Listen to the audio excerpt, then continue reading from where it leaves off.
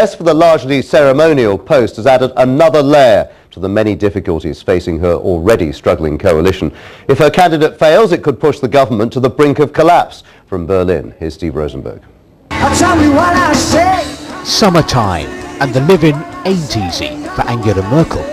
She may look relaxed at this political summerfest, but she knows that in Germany the political heat is rising and her popularity falling. The euro crisis, austerity measures and government infighting, they're all eating away at the Chancellor's reputation. Which is why this man has become so important. Christian Wulff is the state premier of Lower Saxony. Angela Merkel and her coalition allies have nominated him for the ceremonial post of German president. If he wins the vote, that's one less headache for the government. But if he loses, that would be a major setback for the Chancellor. The election of the President is also kind of a test for the political climate and a test for the coalition, whether they get their candidate through or not.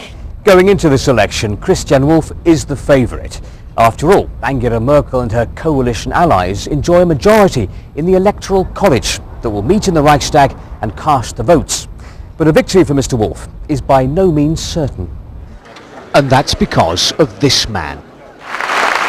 Joachim Gauck is the opposition's candidate for president, a former East German pastor and human rights campaigner. After the fall of communism, it was Joachim Gauck who ran the state archives on the Stasi, exposing the crimes of East Germany's secret police. Surveys showed that if the German public could vote directly for president, Gauck would win. Even some members of Chancellor Merkel's own coalition say they may vote for him. We are a liberal party, and so we accept that some of our colleagues have a preference for Mr. Gauck, and he is a respected man, and so we have to respect their decision. So for now, Angela Merkel can only sit back, wait for the vote, and hope that her man wins. Steve Rosenberg, BBC News, Berlin.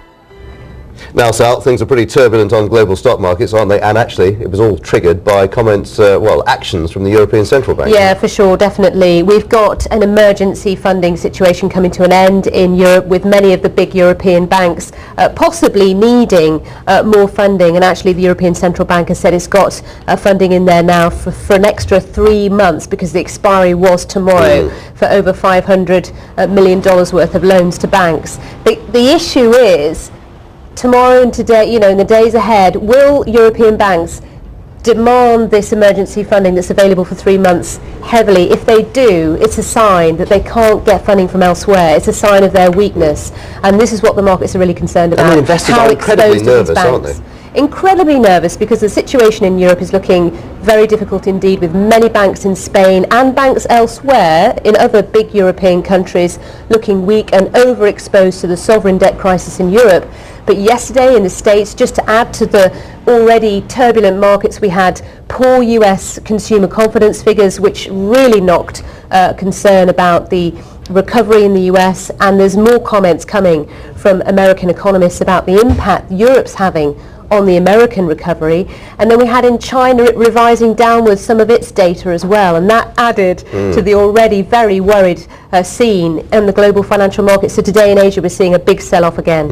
I mean, I suppose the general view is, in a way, it looks as though the global economy is stuttering a bit.